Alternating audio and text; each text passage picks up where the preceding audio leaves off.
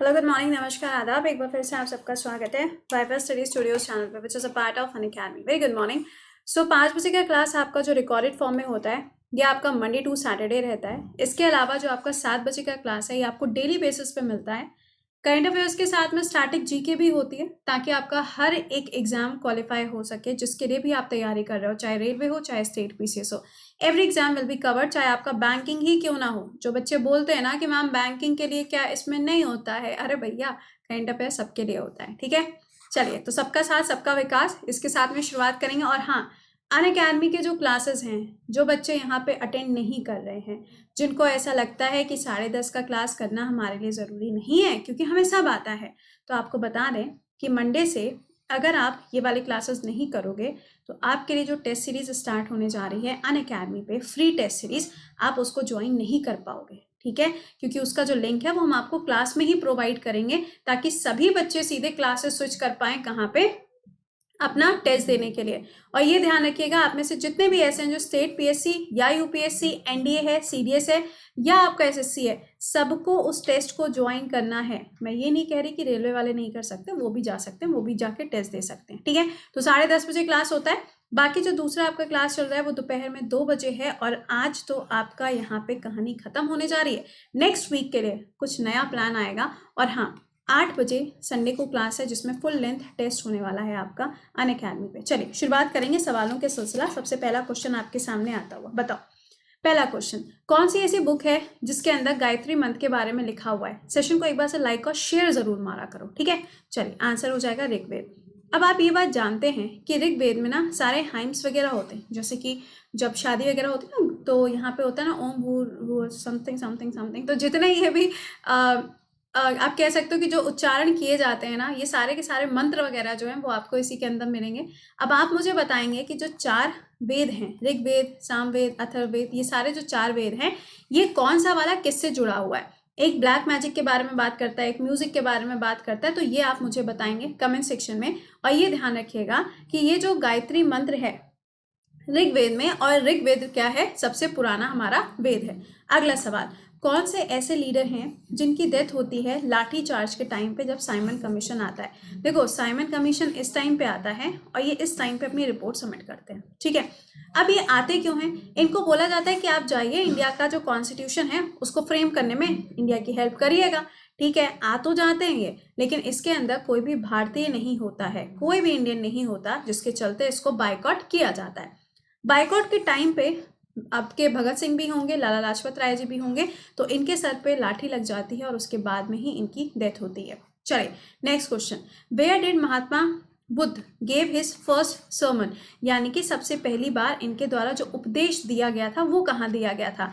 Answer हो जाएगा सारनाथ। कहाँ पर है ये? वाराणसी के अंदर। बट ये याद रखना, उपदेश यहाँ पर है।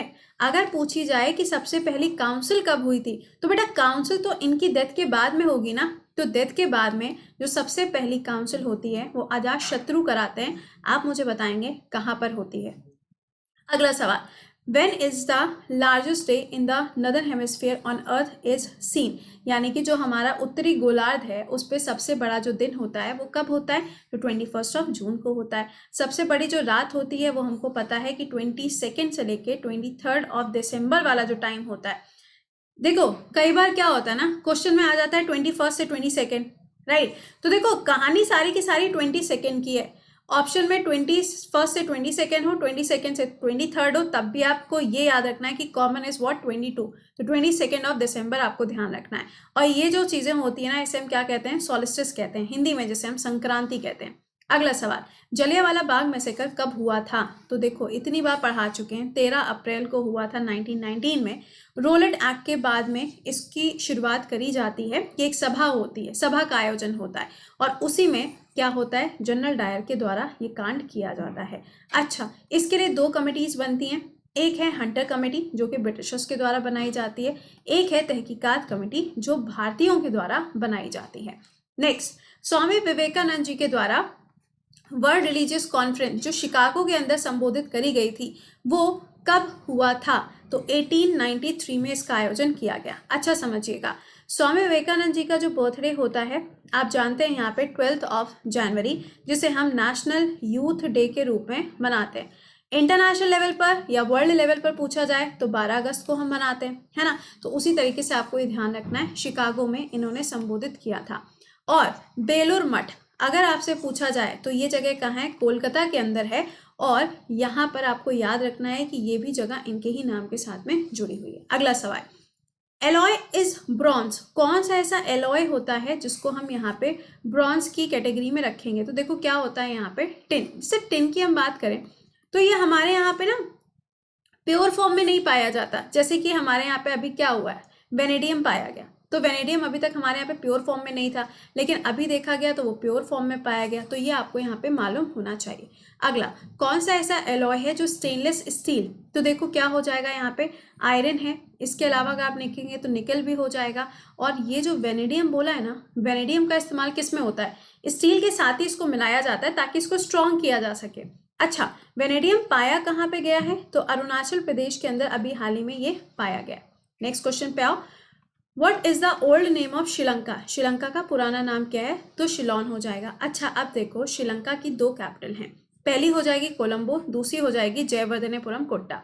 अगर प्रेसिडेंट पूछे जाएंगे तो गोटाबाया राजपक्षे, और अगर पीएम पूछे जाएंगे तो ये कौन हो जाएंगे, महिंदा राजपक्षे रहेंगे। ठीक है, नेक्स्ट पे आइए, who was the ambassador of Seleucus who came to the court of Chandragupta Maurya. देखो चंद्रगुप्त मौर्य का साम्राज्य जो था ना वो बहुत ज्यादा एक्सपैंड हुआ था।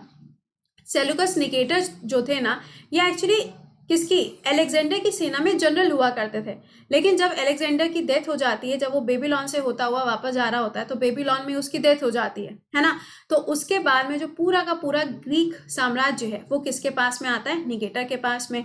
और निकेटर की जो पुत्री होती है हेलेना, इन्हीं के साथ में किसका विवाह होता है, चंद्रगुप्त मौर्य का विवाह होता है। तो आपको ये याद रखना है कि सेल्यूकस निकेटर जो है वो मेगास्थनीज को भेजते हैं, जिनकी एक किताब लिखी जाती है जिसके अंदर इनके पूरे साम्राज्य के बारे में डिस्क्रिप्शन दिया गया। ओके, अगला, who was the first Muslim invader to attack India, Bharat के अंदर सबसे पहली बार जो अटैक था वो किसने किया था, मोहम्मद बिन कासिम ने किया था।